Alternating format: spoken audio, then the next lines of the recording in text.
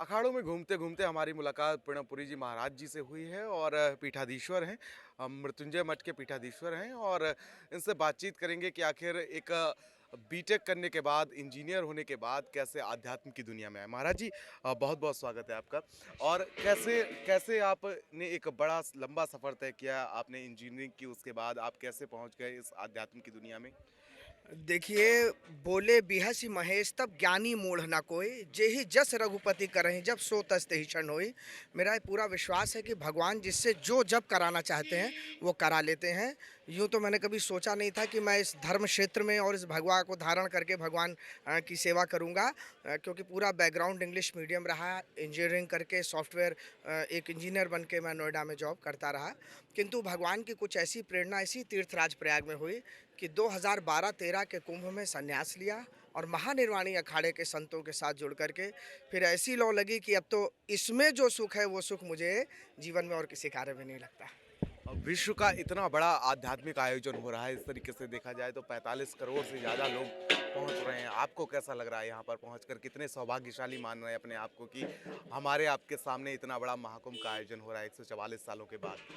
ये तो भगवान की इतनी बड़ी कृपा है इस जनरेशन के लिए, क्योंकि हम लोगों ने एक तो 500 वर्ष की प्रतीक्षा वाला राम मंदिर स्वयं बनते देखा है। कई बार मैं 2000 वाले जो लोग हैं उनके लिए व्हाट्सएप पे आता था, बड़े दुर्भाग्यशाली हैं, उनने पेजर नहीं देखा, उनने टेलीफोन नहीं देखा। लेकिन 2000 की सदी के जो लोग हैं उतने सौभाग्यशाली भी हैं कि उन्होंने एक तो 144 साल वाला कुंभ देखा और 500 वर्ष की प्रतीक्षा वाला श्री राम मंदिर देखा। तो कुंभ की अगर हम बात करें भैया, तो सनातन धर्म का ये इतना बड़ा एक अजूबा है। कोई इनविटेशन नहीं, कोई आमंत्रण नहीं, शादी ब्याह में भी कार्ड नहीं मिलता तो कोई नहीं जाता। और यहाँ करोड़ों लोग चले आ रहे हैं गंगा जी का स्नान करने। ये अपने आप में बहुत बड़ी एक विचित्रता है और सनातन धर्म और आस्था का ये एक विश्वास का प्रतीक हो रहा है यहाँ। 1 मिनट रुकवा दो उसको, थोड़ा 2 मिनट रुकवा दो। दूसरी तरफ अगर देखा जाए कि कैसे मैंने सुना है कि आपको कुछ जो रामायण है वो कंठस्थ है। जी, जी। मैं आपको एक घटना बताऊं, जब मैं इंजीनियरिंग के समय एक इंटरव्यू देने गया तो एक बुजुर्ग इंटरव्यूअर थे। उन्होंने पूछा कि महाराज, बालक था मैं, बोले बेटा एक काम करो, एक रामचरितमानस की चौपाई सुना दो।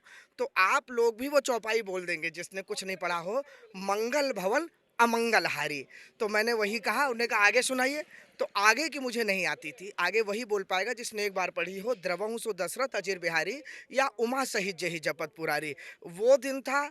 किंतु जब संन्यास काल में आया, यही हनुमान जी महाराज को मैंने नित्य सुंदरकांड सुनाया। हनुमान जी की ऐसी कृपा कि अब राम कथा होती है तो कम से कम उनकी कृपा से 100-150 चौपाई तो एक कथा में भगवान कृपा से हो ही जाती है। तो ये भी वही बात है कि मूर्ख और ज्ञानी कोई नहीं है, ये तो भगवान जिसको जब जैसा बना दे वो बन जाता है। अच्छा, दूसरी बात, एक और सवाल है मेरा कि किस तरीके से देखते हैं यहाँ की तमाम व्यवस्थाओं को। सरकार की जो व्यवस्थाएं, एक लंबे समय से सरकार ने भी तैयारी की है। और दूसरी तरफ अगर देखा जाए तो क्या व्यवस्थाएं देख रहे हैं आप यहाँ पर? नई क्या व्यवस्थाएं देख रहे हैं? 2013 में भी आपने महाकुंभ देखा होगा, इस बार व्यवस्थाओं में बदलाव क्या देख रहे हैं? सबसे बड़ी व्यवस्था का बदलाव है प्रचार। जो ये इंटरनेशनल लेवल पर ये कुंभ गया है और भक्तों में, यहाँ तक कि साधारण लोगों में भी इस कुंभ को लेकर जो क्रेज हम देख रहे हैं, जिनको कुंभ से कोई लेना देना नहीं था वो भी सोच रहे हैं कि गंगा जी में डुबकी लगा दें। तो ये आकर्षण जो प्रचार से हुआ है, ये इससे पहले कभी कुंभ में नहीं हुआ। और जब कोई चीज़ बड़ी विशाल होती है ना, तो उसमें छोटी मोटी कमियां तो एक छोटे से कार्यक्रम में भी आ जाती हैं। तो उसको मद्देनजर न रखते हुए इतने लोग जो आ रहे हैं, ऐसा कभी मैंने अभी तक कुंभ या माघ मेला में भी नहीं देखा। तो इसका पूरा श्रेय योगी सरकार को जाता है, ये मोदी सरकार को जाता है, जो 2014 के बाद सनातन धर्म के प्रति सोए हुए हिंदू को जो जगाया है। उसके देखिए हम लोगों का आज ये रिजल्ट दिख रहा है। अच्छा, बड़े वायरल हो रहे हैं आजकल बाबा जो कंप्यूटर साइंस से इंजीनियरिंग करके आ रहे हैं, या जो इंजीनियर बन के बाबा की दुनिया में प्रवेश कर रहे हैं, आध्यात्म की दुनिया में प्रवेश कर रहे हैं। एक आपने सुना होगा आईआईटी वाले बाबा। आप भी बीटेक किए हुए हैं, आप भी इंजीनियर रहे हैं, वो भी इंजीनियर रहे हैं। देखिए, क्या एक ज़्यादा प्रेशर होता है क्या कि नहीं, अब इंजीनियरिंग नहीं सही जा रही, अब सुकून चाहिए ज़िंदगी में? बात तो सुकून की है और एक रियलाइजेशन की है। देखिए, आईआईटी हो, आईआईएम हो, एक कवि ने कहा कि अब ये जाना कि कुछ नहीं जाना, ये भी एक उम्र में मालूम हुआ। जिस दिन व्यक्ति को ये रियलाइज हो जाता है कि वो संसार का सबसे महामूर्ख है और सच्चा ज्ञान भगवान की भक्ति में ही है, उस दिन वो सब छोड़ देता है।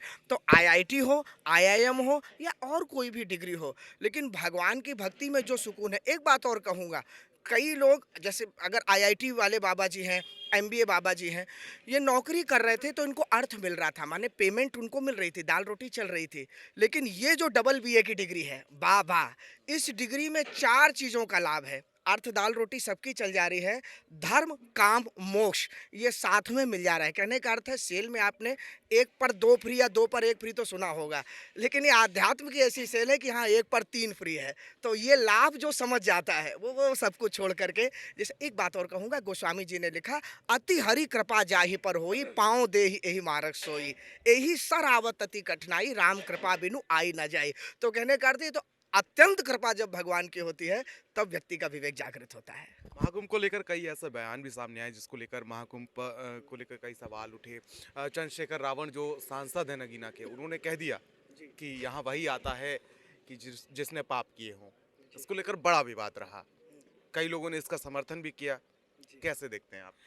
इस संसार में ऐसा कोई है ही नहीं जिसने पाप ना किया हो, नंबर 1। तो उससे कुंभ को जोड़ना तो कोई बड़ी बात नहीं। मैं चंद्रशेखर रावण जी से एक बात अवश्य करना चाहूँगा, ये तो वो सनातन धर्म है जिसमें राम कथा वाल्मीकि जी ने लिखी है।